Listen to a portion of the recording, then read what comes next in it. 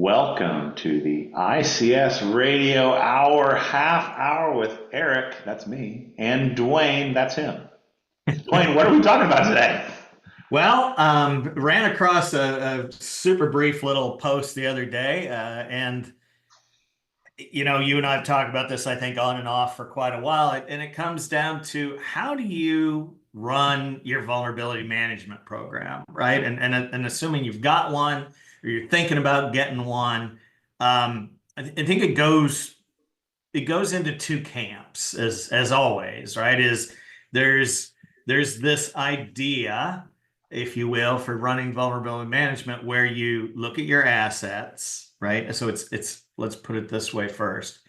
It's an asset-based idea or model.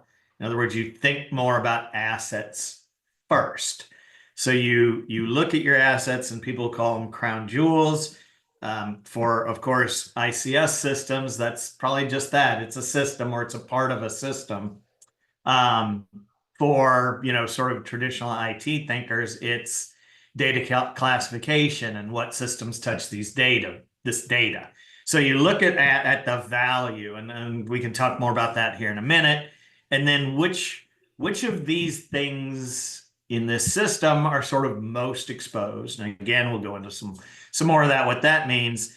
And then you start doing, we'll just use the word scan, even though nobody likes that in ICS, or you do some sort of assessment of those things, and you prioritize based on the value of the system and how exposed it is. And then almost, I won't say last, but last, the vulnerabilities, and you work it that way. So there's sort of this camp, and you can compare and contrast that to this idea that, hey, I'm gonna look at everything out there, and I'm gonna sort of look at vulnerabilities first and try to prioritize based on vulnerabilities, and then you can devolve into all kinds of different weird hybrid models. But it really does that, right? On one side, there's this idea of, just say, assets, and on the other side, there's sort of vulnerabilities. And yes, obviously, there's an intersection, but how you prioritize them are very different. Sure. Well, Um, let's talk about that for a second. So what, I mean, let's put you out on the ledge. What do you think is more valuable? And I'll probably disagree with you, but that'll be fun. yeah, well, I mean, from my standpoint, it's definitely the first, right? It follows. I don't know why. I guess I'll try to make my case as we go.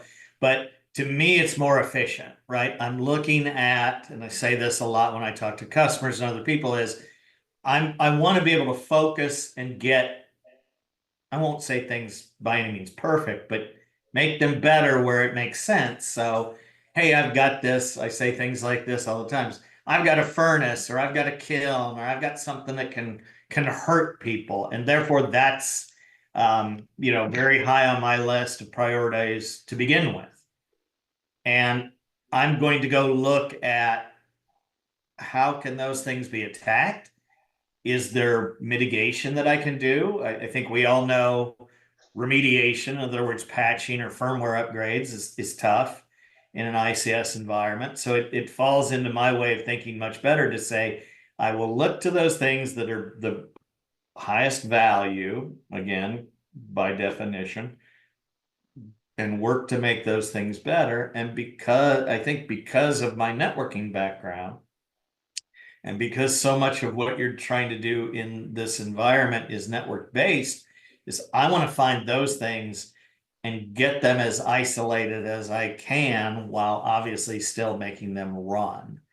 So that falls, again, I'll stop making the excuse. That falls into my background much more. It makes more sense to me.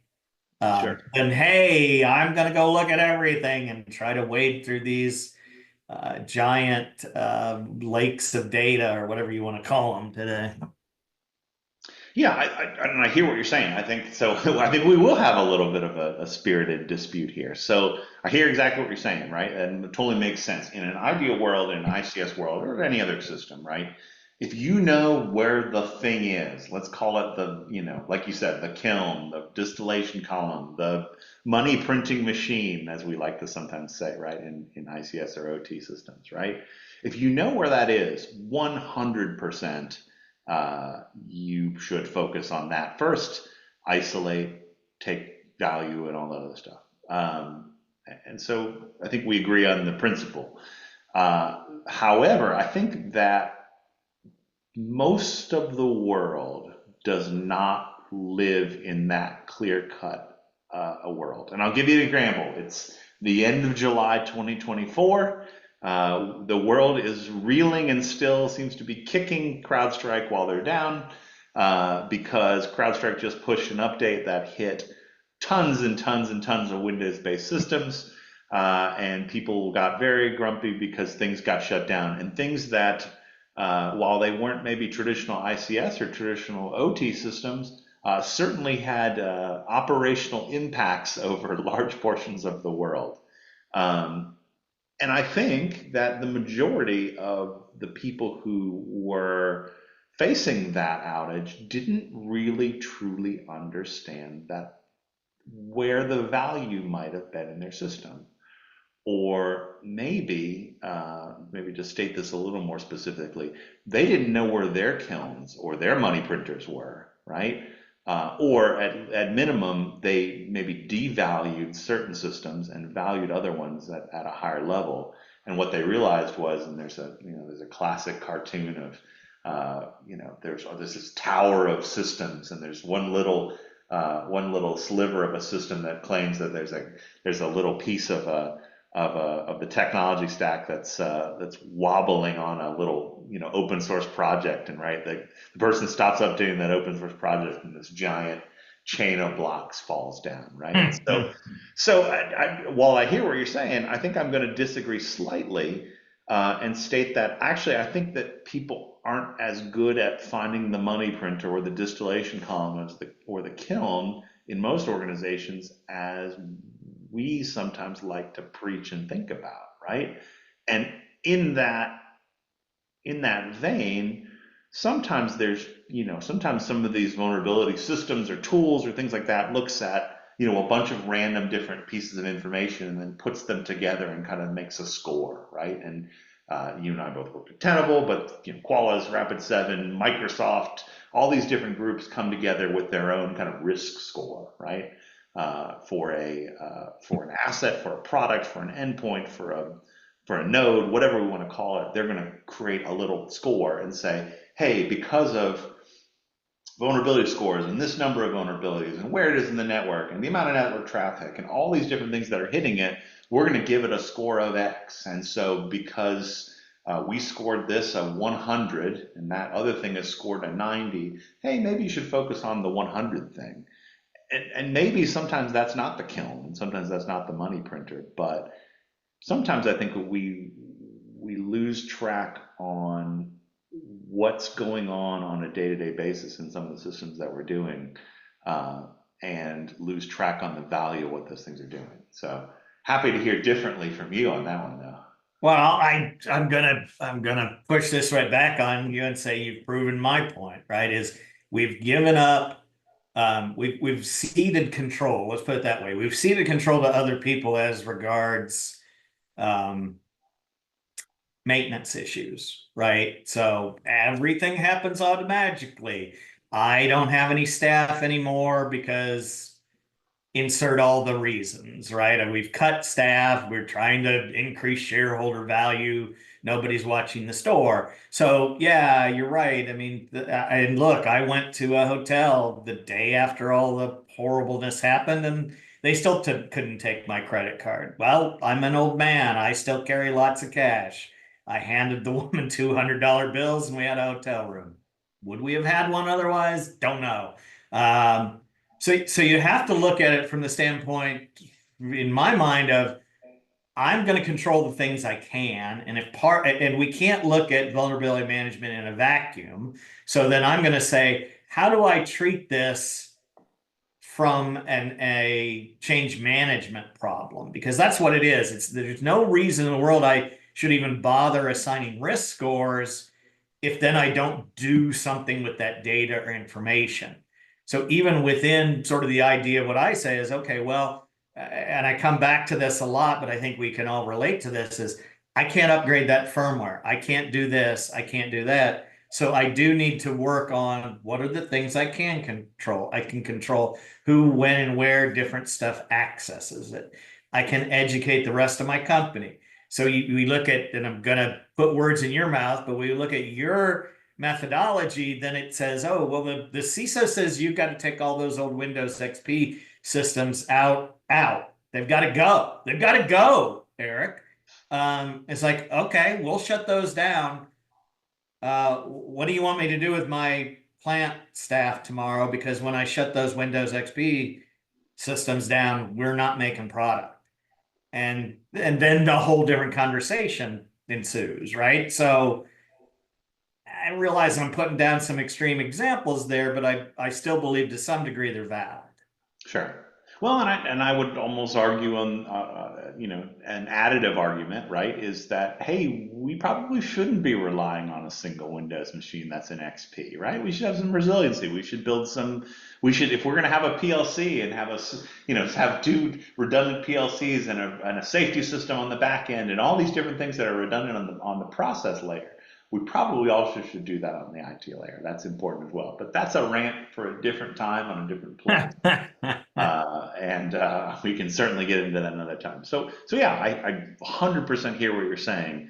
I guess when you look at a larger process, it comes back to I think we talked about this, in a different show, was discussing where, yes, when you figure out what the value is, then do you agree as a group about what you're going to do to handle that risk and handle that discussion? And I think that it once again comes back to, okay, we're going to communicate, and how do we effectively communicate the risk and the score and all those other things? And in that sense, again, I think you need to have some kind of layer that flattens the world to some extent. And sometimes there's things that people don't recognize as as inputs that should be left into inputs, because otherwise it's going to devolve into finger pointing and name calling and I'm more important than you and you can't shut down this thing because it's not this thing. And at the end of the day,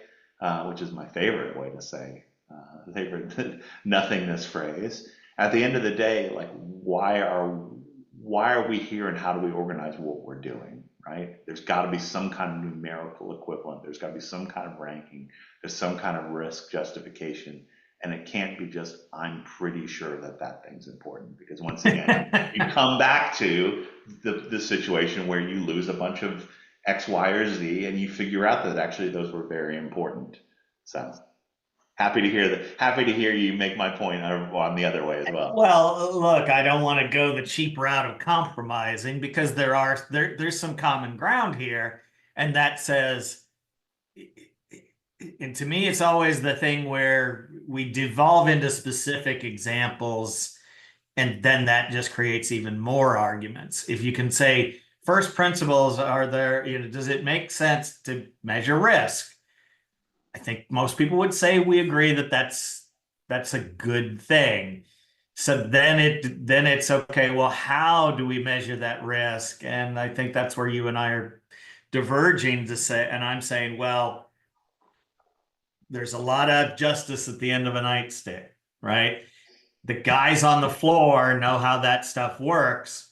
They may not always communicate all the right ways within the organization. It's not a knock. It's just the classic, IT and OT thing. But I have a good idea which systems I need to run to make this work. And to your point, like, with the CrowdStrike thing and all that, it's okay, well, hey, baggage handlers had to sit there and write tickets and that slowed everything down. Well, how do we, it goes back to your resilient comment. How do we make sure that if that happens again, half of it runs, right? So that it is still resilience. You can't separate these things. It's how do I do change management? How do I understand what is valuable, what is less valuable? do I use human health and safety? I would, of course, always contend yes first. Yep. Then do I I think I'll agree with you prioritize? on that one. Yeah, yeah, yeah. So then how do I prioritize, production stuff? And now I need to introduce into the system. And I think this is again where we differ is just where do I introduce those ideas into my risk prioritization? I'm saying you do that first, and I think you're saying you do that later. I hope you're not saying don't do that. No, I And think you're doing. I think you're certainly doing it later. then that to me, it's just easier to say, okay, this is the thing that's most important. I need to measure the risk. I need to lower it to some target. And then I need to move on to those secondary things that again, they still probably have a certain level of human health and safety risk, and they probably also do have some level of production risk, right? Again, the hotel thing, right? The people who worked at that hotel could do nothing, right? They had nothing to do with some faraway Windows server that was down, right? Yep. So you got to be able to do with what you have, so to speak. Yeah, I think what it comes down to in my mind is you like you said, it's ranking things eventually, but it's creating a little bit of dispirited emotion, right? You're taking the emotion out of the first part to say where is our baseline, where is our organizational starting point, and after that point, then you can take the lever and turn it up. You can take the lever and turn it down based on all the extra emotional things that you'd want to take into. But without that kind of baseline knowledge and baseline understanding of what's kind of going on and what the systems kind of look like in totality, you're you're bringing emotion in too early, which of course nobody likes to look at the world emotionally because everyone's baby is the most important baby, and it darn well should be if you're the one who's sitting next to that kiln or sitting in the plant that's next to the distillation column. Lord knows I want that baby very important, right? Because Yeah. that's my human health and safety, right? Not just the guy sitting in corporate or sitting in the IT shed, right? Right. And yeah, I don't want to make too big of a deal with there. I'm not saying people don't. In general, I'm saying everyone is concerned about that, but I feel like as usual, there's a pretty big disconnect between the way IT has grown up in a homogenous world, and we do a lot of things in a very automated way versus a little bit more handcrafted or craft beer or whatever you want to call it, bespoke systems that look, they needed more care and feeding for a lot of traditional, and I think now sometimes we're not happy ways. Right? It grew up organically and very bespoke, but that's where we live, and we do need to work through that idea ahead of time and dispassionately. This is the process. This is why there are exceptions, but let's not argue about every little device every time something new happens. Let's hopefully have some things that cover most eventualities. And then look, there's always going to be exceptions, but we don't need to argue about them constantly until nothing happens, which, yeah, I may be actually talking about historical fact there. I think we can all agree that. I think we can also all agree that OT, ICS, whatever we want to call it, Yeah, I is want to call truly it, special. I want to call it ICS. There you go. Um, I think ICS is special. yes. And I would agree with that, and I think we all agree on that. So, all So right. maybe we Well, I didn't, think a good conversation. yeah, I'm positive we didn't change each other's minds. Nope. I think there's, as much as I poo-pooed it a minute ago, there probably is a middle ground, but hopefully we've given you some fodder for thought, and you can tell us what you think below. Thanks. Take care.